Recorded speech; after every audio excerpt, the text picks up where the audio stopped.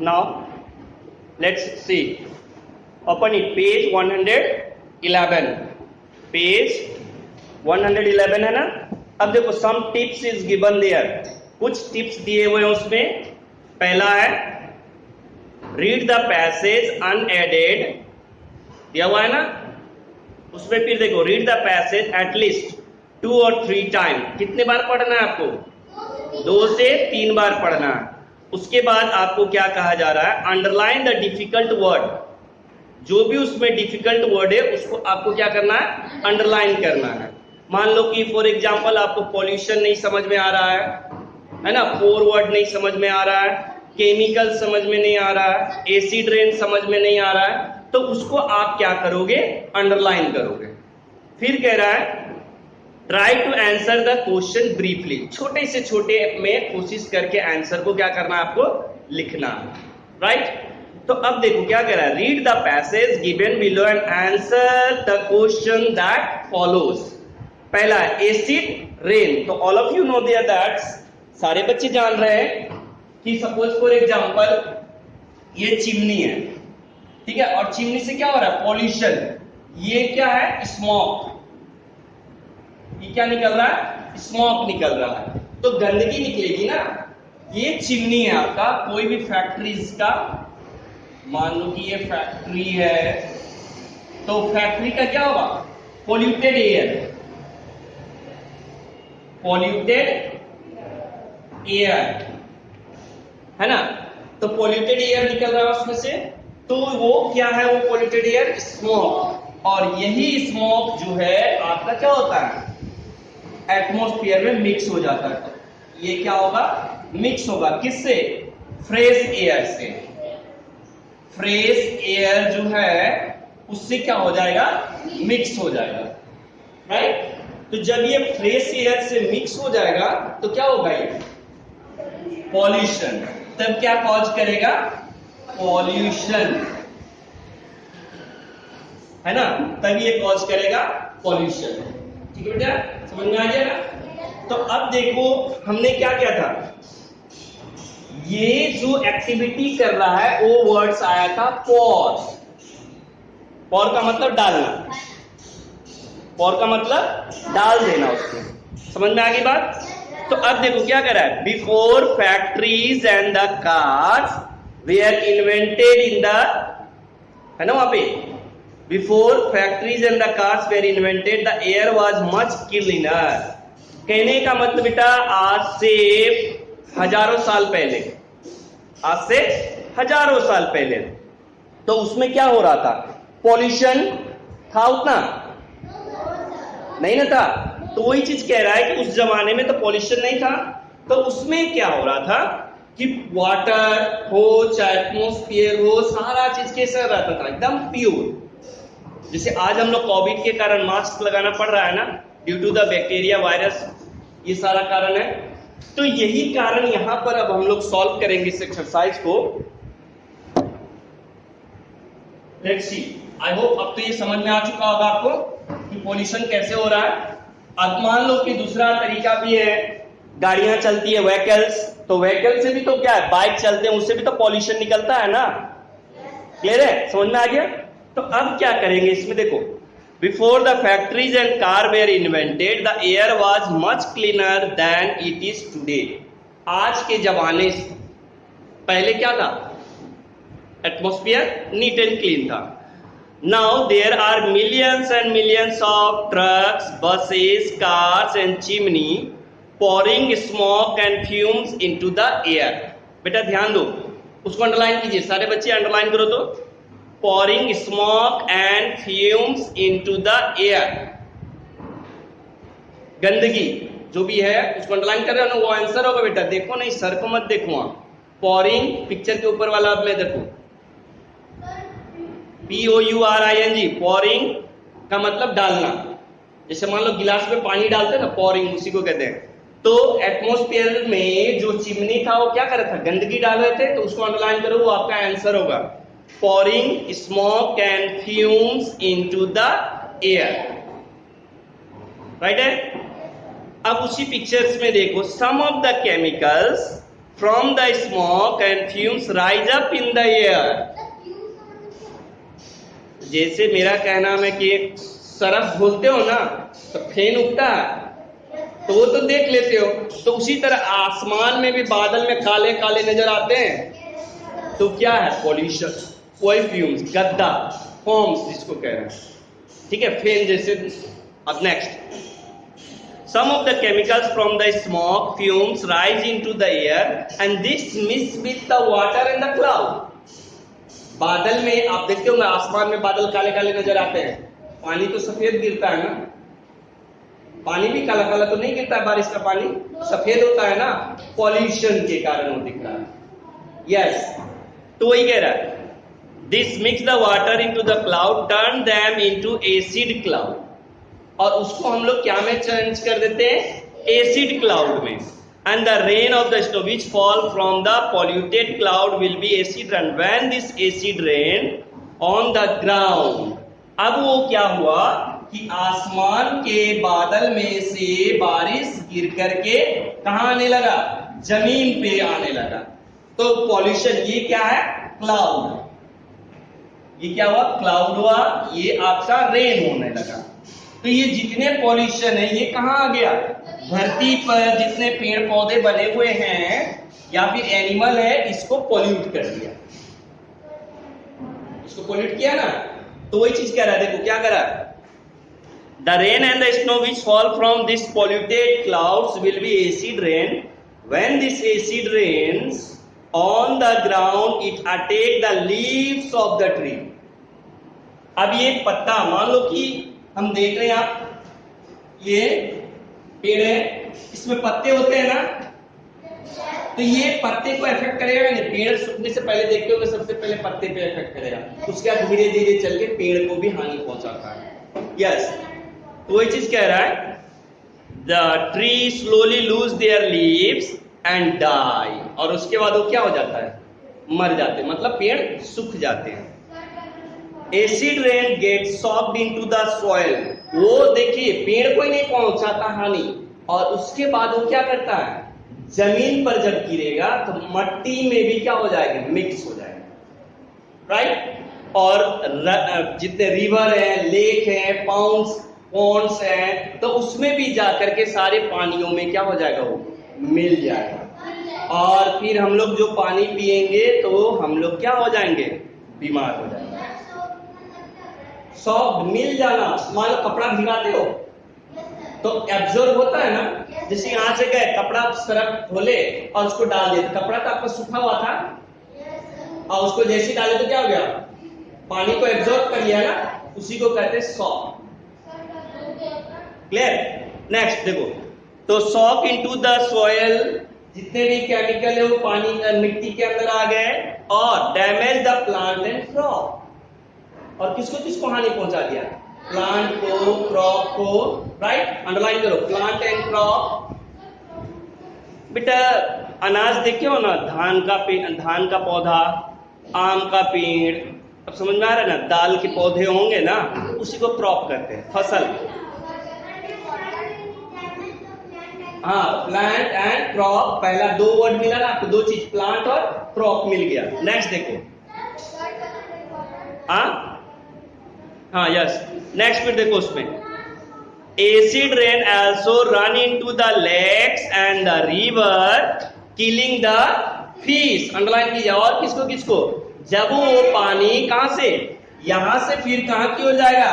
River में जाएगा, तो रिवर में क्या है? मछलियां है ना, है ना, सारे एनिमल्स, वाटर एनिमल्स, कहने का मतलब या फिश है, एम्फीबियन है। एम्फीबियन मतलब समझते हैं ना बेटा, लैंड में रहने वाला और पानी में, दोनों में, उसको हम कहते हैं एम्फीबियन। एग्जाम्पल फ्रॉग, मेढक, देखते हो बरसात के अंदर पानी के अंदर रह करके टर टर टर करता, कभी आपके घर में कूद कूद के आ जाएगा। क्या मछली ऐसा कर पाएगी? नहीं ना। तो यही चीज कह रहा है यहाँ पे कि you must keep in your mind. तो अब हम लोग आते हैं, देखो क्या कर रहा है, it can even affect the water we drink, जो पानी पिएंगे उसको वो इफेक्ट करेगा, क्योंकि रिवर से ही पानी जाएगा ना हमारे पास। अब मान लो सपोज फॉर एग्जांपल बोल रहे हैं कि सर अब हम लोग के यहाँ तो मोटर लगा हुआ है, बोरिंग, मगर मट्टी से तो पानी गया ना नीचे, केमिकल लीक तो होगा ना, थोड़ी बहुत लीकेज होगी तो वो भी हानि करेगा। राइट, समझ में आ गया? चलिए अब हम लोग एक्सरसाइज सॉल्व करते हैं। The air was cleaner before the factory and the car were invented. This is because, क्या के कारण? अभी हमने अंडरलाइन किया था बेटा, पेज नंबर 111 पे second line, pouring smoke fumes into the air। चलिए लिखिए उसका आंसर, pouring, क्या लिखो वहां, A11 A11 का आंसर है, ए का आंसर, ठीक है? तो उसमें लिखोगे this is because pouring, POURING, pouring smoke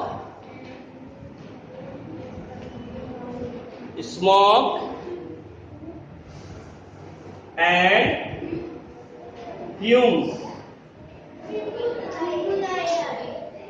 fumes into the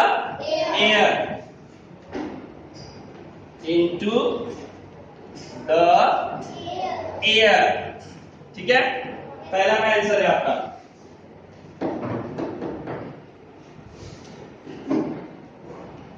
next है आपका, water in the cloud mix with pollution में क्या चीज है, केमिकल के साथ ना, तो आप क्या लिखोगे? सेकेंड का, बी का आंसर है सम केमिकल्स,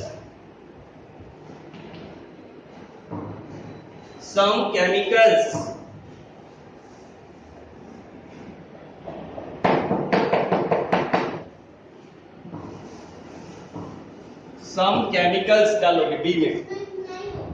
हाँ, आप लंबा भी लिख सकते हो बेटा, देखो सेकेंड है ना, some of the chemical from the smoke fume rise into the air, या फिर आप सम केमिकल्स लिखोगे तब भी आपको मार्क्स मिल जाएगा। कहने का मतलब केमिकल्स क्या है, धुआं के रूप में या फिर फेन के रूप में जाके ऊपर मिल जाता है। मिलता क्या है, केमिकल मिलता है। हाँ, आप some of the chemicals from smoke fume rise up in the air, वहां तक तो उतना लिखने की आप सम केमिकल्स लिख दोगे तब भी आपको मार्क्स मिल जाएंगे, ठीक है? अब आते हैं हम लोग सी नंबर पे। Tree lose their leaves and die when, कब, क्या होता है? उसी में देखो ना बेटा, उसी में आगे पढ़ के देखो ना, व्हेन कहां दिया हुआ है? Good, when the acid rain, when तो पहले से लिखा हुआ है, तो आप क्या लिखोगे? व्हेन दिस एसिड रेन, तो क्या लिखोगे? Acid, when this acid rains on the ground,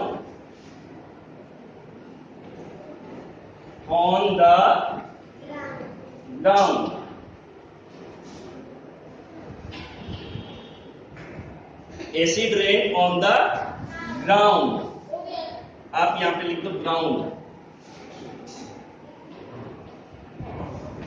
acid rain on the ground, clear? C number. Next,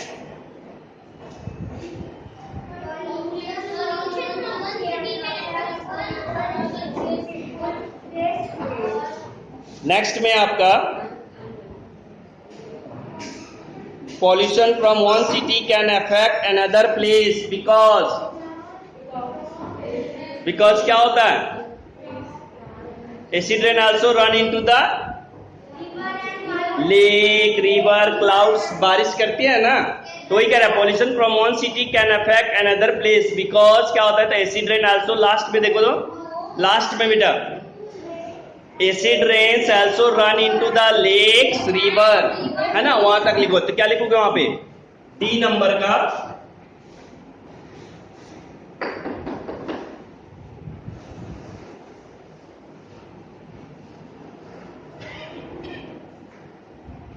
D, D का आंसर होगा आपका एसिड रेन आल्सो बिकॉज, तो बिकॉज एसिड है तो बेटा एक फॉर्म रहेगा ना, एसिड रेन आल्सो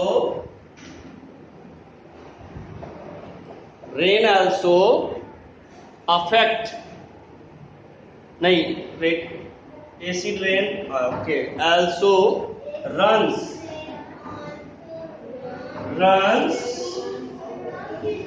कहा? into lakes and river, into lakes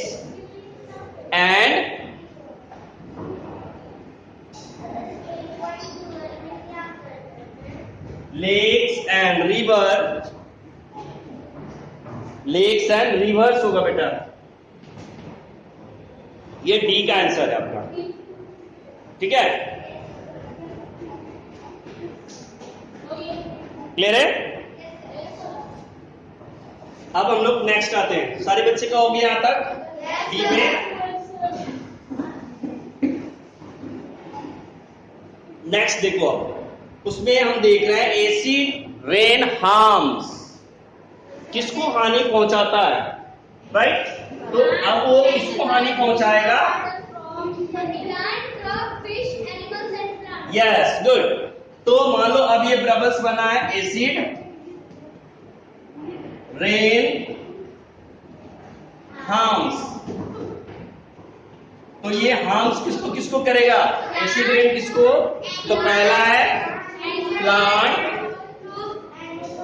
ठीक है, दूसरा है क्रॉप, तीसरा है एनिमल्स,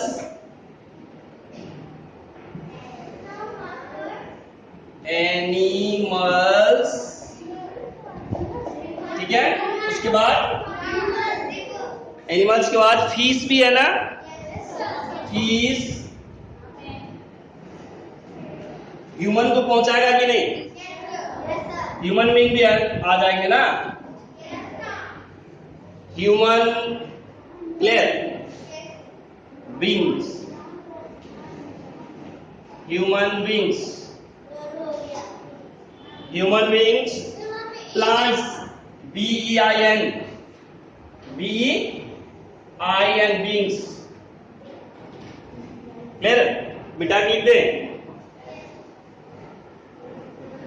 ह्यूमन भी लिखोगे बेटा तो वो भी सही होगा, ह्यूमन बीइंग्स भी करोगे वो भी सही है, ठीक है? समझ में आ रहा? तो आपको एक हो गया, 2 3 4 5 लिखना था, तो ह्यूमन हो गया, प्लांट्स हो गया, क्रॉप्स हो गया, एनिमल्स हो गया, फिश हो गए, बर्ड भी लिख सकते हो, अपने से भी लिख सकते हो, ठीक है ना? समझ में आ गई बात? यहां तक कोई दिक्कत? हाँ बोलो कोई। हाँ, रिवर भी लिख सकते हो बेटा उसमें, ठीक है? अब हम लोग आते हैं, ये था आपका आंसर, किसका था ये? A1.2। ध्यान से देखो बेटा, आंसर जो लिख रहा है सर A1 का दूसरा का आंसर, एग्जाम में भी ये ध्यान रखोगे, आंसर सिर्फ लिख दोगे उधर ऊपर नीचे हो जाएगा तो आपको मार्क्स नहीं मिलेंगे, ठीक? अब आ गया A1 का, हम लोग A1 मतलब क्वेश्चन A1 का 3 में चलेंगे अब हम। हाँ, वाटर बॉडीज भी लिख दोगे तो इसमें फीस सारा चीज आ जाएगा, क्लियर है ना? चलिए अब हम लोग आते हैं A3, A2 के बाद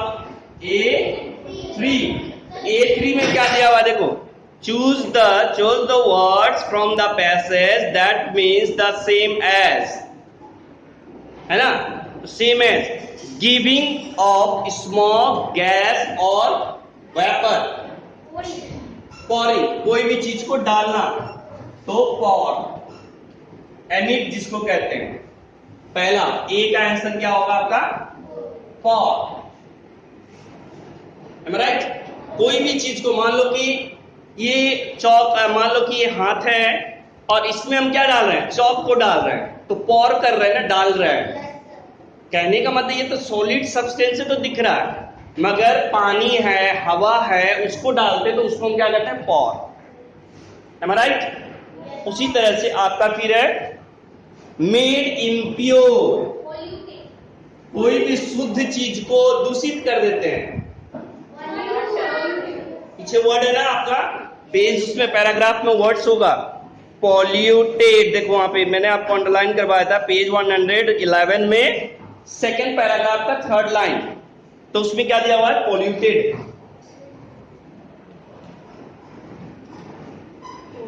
पॉल्यूटेड, हाँ पॉल्यूट बेटा पास्ट टेंस में, इसीलिए हमने ईडी लगाया। कहा क्या जा रहा है कि आपको कहानी में से लेना है, जो आपने कहानी पढ़ा ना, पैसेज पढ़ा, उसमें से वर्ड। तो आपके बुक में जो है पॉल्यूट वर्ड है या पॉल्यूटेड वर्ड था? अब कहने का मतलब देखो, ये हो गया प्रेजेंट में पॉल्यूट, मगर कहानी तो पास्ट में था ना, पॉल्यूटेड। ठीक है, समझ में आ गया बात? यहां तक किसी को कोई दिक्कत है तो बोलो। अब समझ में आ गया ना कि कैसे इसको पैसेज को सॉल्व करते हैं। So let's try the next. अब हम लोग कोशिश करते हैं नेक्स्ट, लेक वाला, वो भी पानी से ही रिलेटेड है ना। तो I hope it will be beneficial to you and you learn it how to solve it. So now let's start A2। अब हम लोग चलते हैं A2 पे, शुरू कीजिए A2। A lake is an area of water, उसमें देख लो, वहां पे बनाओ तो जरा कोशिश करके उसको। पानी का ही रूप है ना, वो बड़ा रूप होता है, छोटा रूप होता है, वो चीज को हमें देखना है। पहले आप पढ़िए उसको, क्या कहा गया था, 2 से 3 बार उसको ध्यान से पढ़ना है, कहा गया है ना। उसके बाद उसको सॉल्व करना है, उसको ट्राई कीजिए। अगर नहीं सॉल्व हो पाएगा तो आप क्या कीजिएगा, आगे क्लास में पढ़ेंगे हम, राइट। चलिए बनाइए उसको।